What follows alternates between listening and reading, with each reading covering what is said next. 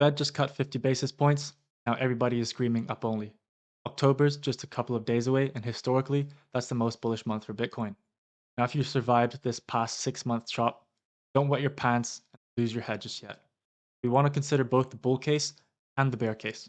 If after considering both scenarios you're still bullish, then of course, have conviction and buy. That's exactly what I want to do in today's video. I want to discuss with you the bull case and the bear case in perspective for Bitcoin as well as all your altcoins. Then at the end of the video, I'll also show you a list of AI coins that I think are going to do massive numbers if this bull market comes back. I'll also explain to you the different subsectors within AI and why this is the case. Now, please remember that none of this is financial advice. Please do your own research because if you don't, you will lose money. Now let's jump into the screens. If you just start with coin market cap, you see the Bitcoin's at 63.6K. We haven't seen that number in a while. It's looking good. Top gainers of the day, we got WIF leading with the memes on the charge. And if we just go look at Rect Capital, we are here in the green circle. And what has happened every time we've been in the green circle, which is we're basically about to break the resistance of the previous all-time high, basically leads to a parabolic phase. 1, up to the resistance, 2, parabolic phase, up to the resistance, 3, parabolic, and then now this last time here. So where are we going to reach? We don't know. Is it going to be 80K, 90K, 100K, or is it going to be even further than that? And we also have to consider, obviously, what Red Capital is saying. That looks like something that we all want to believe that's going to go to 100K. But we also have to consider the bear case, or what happens if it doesn't happen right now. So, as Altcoin Schrober said, it's extremely nice to see these moves in the last week or so, but I think it's also important to zoom out. Every single strong rally that we've had since April has been lower highs and lower lows. We did see a potential higher low early in September. We'd love to see a break of 65K. Now, if we go and look at TradingView here, let's just quickly draw some lines here, show that what the market structure is currently looking like. Been going down in a wedge. And every time that we thought we're going to have another breakout, we've had a lower high, lower high, lower high, lower high, lower high, lower high. And this time again could be another lower high, right? Until we actually break market structure here at 65K, this could be just another lower high. Now, CT is always getting super bullish at resistance and super bearish at support. Whereas, what if you were actually more bullish at support because if you knew that it was going to come down and play the same market structure that was about to go up, and once you hit the resistance, you know that every time it's been hit in the past, it's been rejected. So you're actually a bit bearish. So you don't actually start buying over here, and sometimes you're actually short. I'm not saying to be short this time, but why not actually wait for the break of market structure and then come back and buy the retest? So let's consider this case as well before we ape in all of our money right at resistance. Now let's just also consider another bear case. The Kobesi letter, this is a really good newsletter.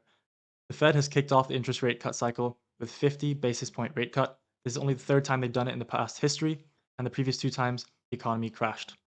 As you can see here in this chart, the past two times were 2007 and 2001, signifying a 18.9% loss and 12.4% loss 12 months later.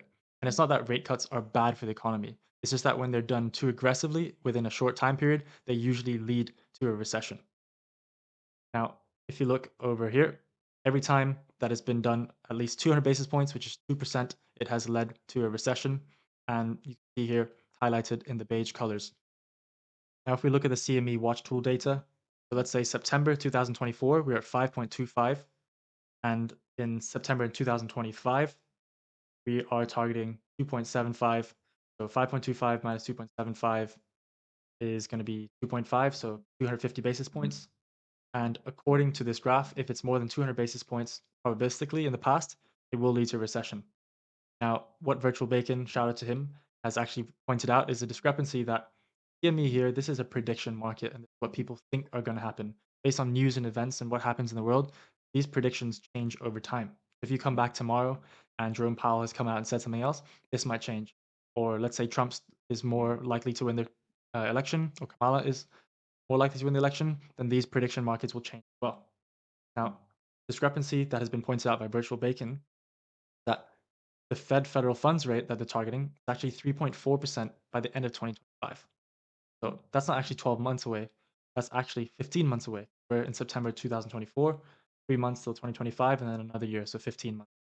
Now, if we actually go and look at 5.25% to 3.4%, that's actually around 1.8, 1.85%, 180, 185 basis points.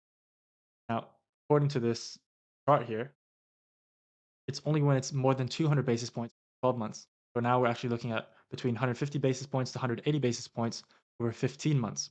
So it starts to get a little murky here because if you're looking at the line above here with 200, go a bit higher to 150 to 180, it will hit more lines on the chart that didn't spark a recession. So we just have to make sure that we're looking at the data logically with a clear level head rather than just saying that, oh, because the CME watch tool says it's going to cut more than 200 basis points in the next 12 months, that we're going to get into recession. I also mentioned that it's not a bad thing for the economy to cut rates.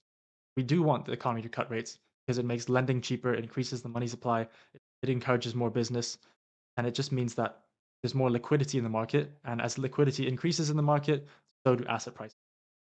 Another thing to consider that for the first time, US is spending more on debt interest than defense. Interest on debt now eclipses $3 billion a day. Raoul Paul is saying that everything code is in full play, and this is around the third innings. So we're almost there into the fourth innings, which is, of course, the end of the game.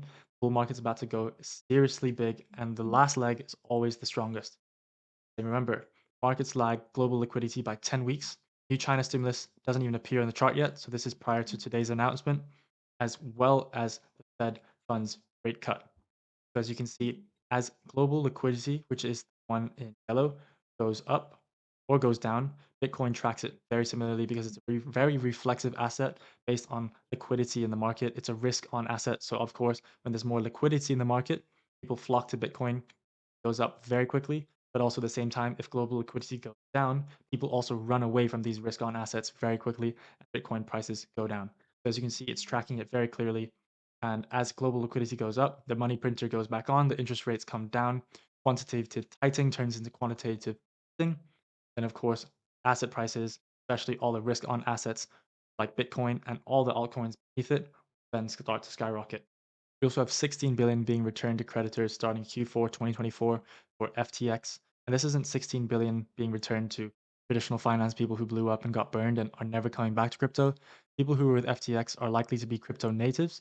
The money that's going back into them, they might say, hey, the bull market's back and we're going to be investing into crypto all over again.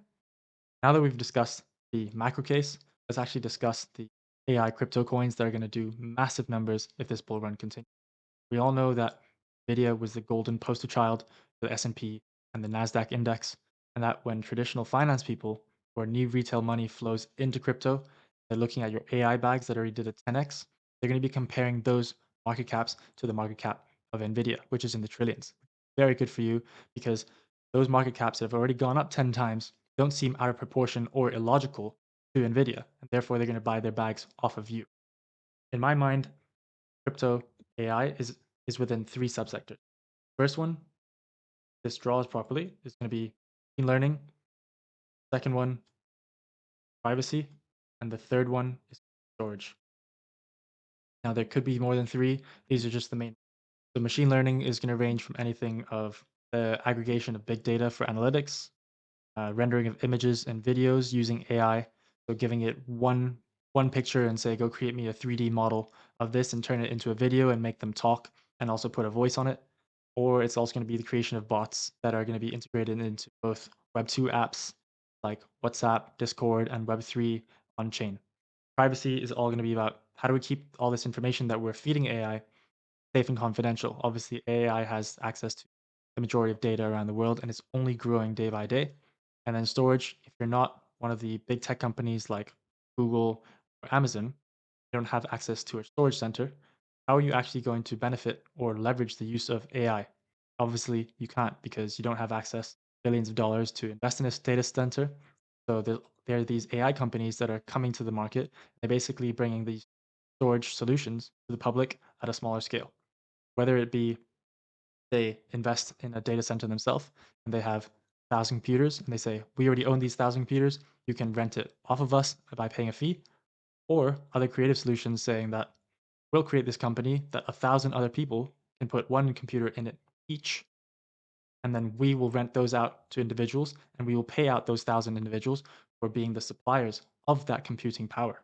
Now, of course, the question is, how do I actually make money from this? right? You could just go to CoinMarketCap and look at the top AI and big data tokens and just buy the big coins. But if you're buying something like Near, which I think will do very well, it's already at 6 billion.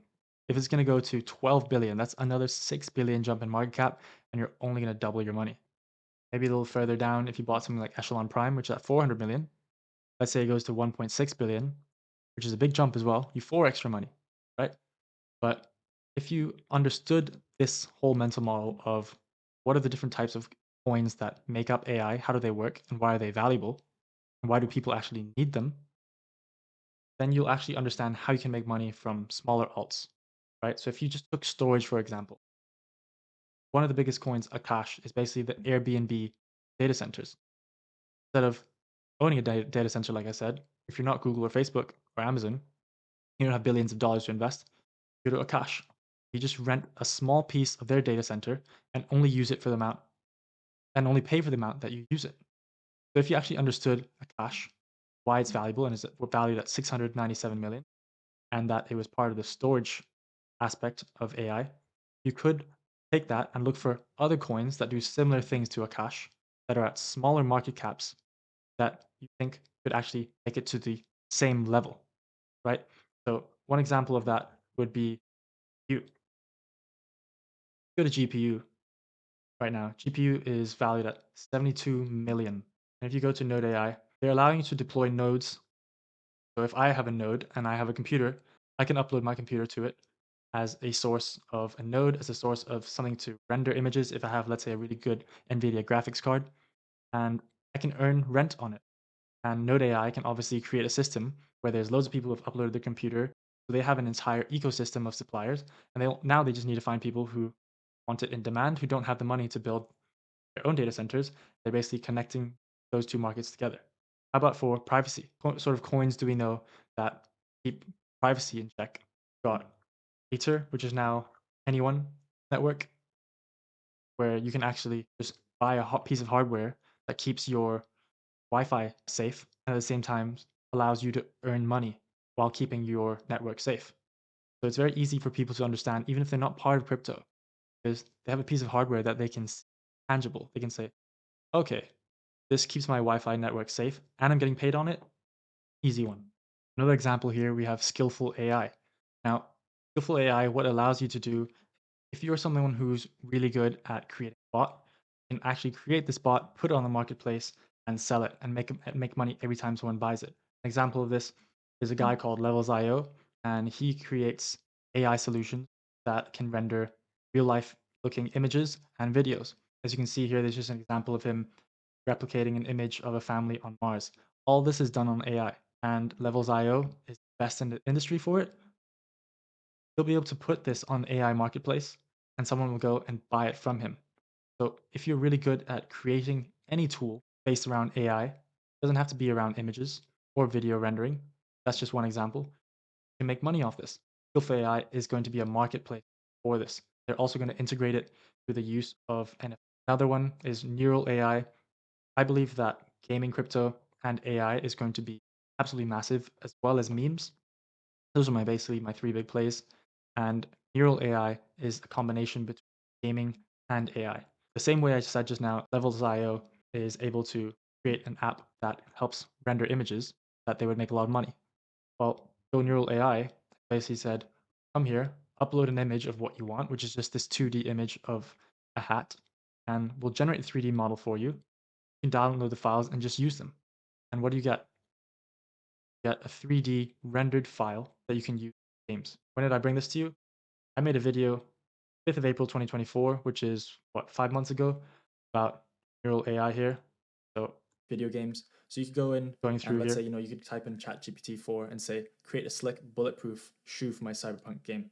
At that price, what was neural AI at on the 5th of April, the 5th of April 24? And it was at $1, a clean 5x if you listen to this.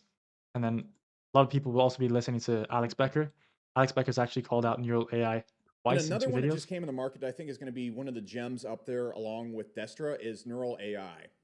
Why Neural AI? Well, you can see one, again, you should follow me on Twitter because I pointed out like down here. You'd be at a 5x right now if you just follow me there. Again, at ZSS Becker, you should do it.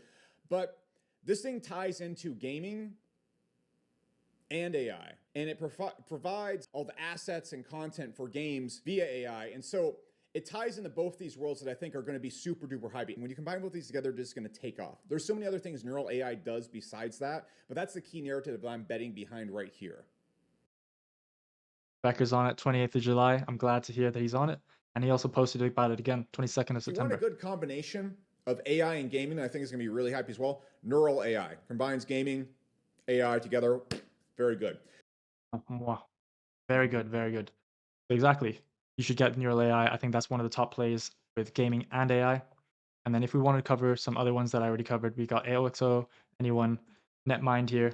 NetMind is going to be a similar play. It's going to be a half play between machine learning and a half play between storage.